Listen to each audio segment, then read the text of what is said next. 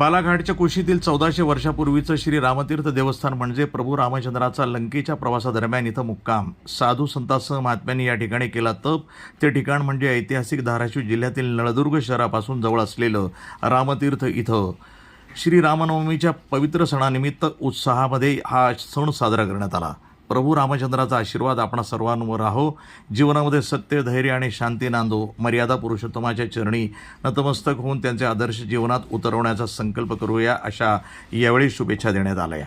चंद्र जी को जब वनवास हुआ था तो सीता माता और लक्ष्मण जी के साथ जब भ्रमण करे वन को, तो वहाँ पूना में के पास, ये अपने नासिक के पास माता का हरण हुआ. जब माता की खोज के लिए यहाँ निकले तो यहाँ पर राम जी एक दिन का विश्राम करके यहाँ जटाएं वगैरह धो के भगवान की, यहाँ शंकर जी की पूजा करे और माता को आगे ढूंढने के लिए निकल गए.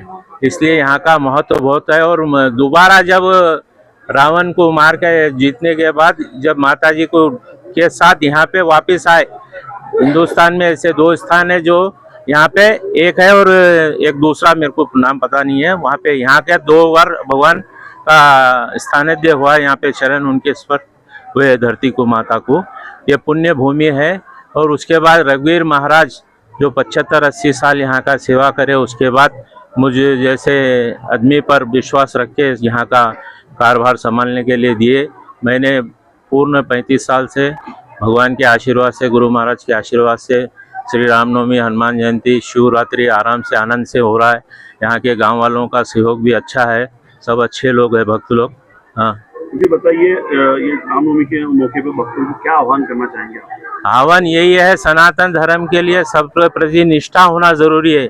अपने घर में बच्चों को मंदिर ले जाना, हर जब भी मंदिर आए तो बच्चों को मंदिर लेके आना. और सब भगवान को, इस संस्था का, हर संस्था में भगवान को, बच्चों को सिखाना कि भाई अपने भगवान ये राम है, ये लक्ष्मण है, ये सीता है. रामायण का 2 दोहा, 1 दोहा कुछ भी घर में पढ़ने से ही मालूमात होगा संस्कृती का, जब तक नहीं मालूम होगा. धन्यवाद.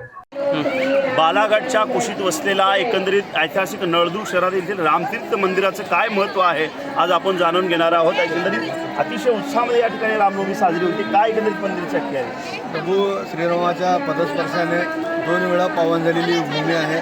14व्या शतकात सुमारे 1400 वर्षापूर्वी येथील या मंदिराची निर्मिती झाली. इथं सुरुवातीला ऋषीमुनी राहत होते आणि प्रभू रामचंद्र अशा ठिकाणी मुक्काम केले. वनवास, ज्यावेळेस ते वनवास गमन करीत होते की जिथं तपोभूमी आहे तिथंच त्यांनी मुक्काम केला. सीतामातेच्या शोधार्थ प्रभू रामांनी इथं मुक्काम केला होता व इथं स्वतः बाणाने बाण मारून कुंडाची निर्मिती प्रभू रामचंद्रांनी केली होती. त्याचबरोबर ज्यावेळेस रावण दहन करून ते परत अयोध्येला गेले होते, त्यावेळेस लंका विजय झाल्यानंतर, राज्याभिषेक झाल्यानंतर प्रभू रामचंद्र सहकुटुंब सहपरिवार इथं परत आले व इथल्या कुंडात स्नान करून त्यांनी परत पुष्पविमानाने परत अयोध्येला गेले, अशी आख्यायिका आहे. आनंद रामायणमध्ये याचा उल्लेख आहे. त्याचबरोबर गगनगिरी महाराजसुद्धा यांनी इथल्या कुंडात तपश्चर्या करून इथलं कुंड हे साक्षात गंगेचं स्थान आहे, अशी त्यांनी एक आख्यायिका लिहून ठेवलेली आहे.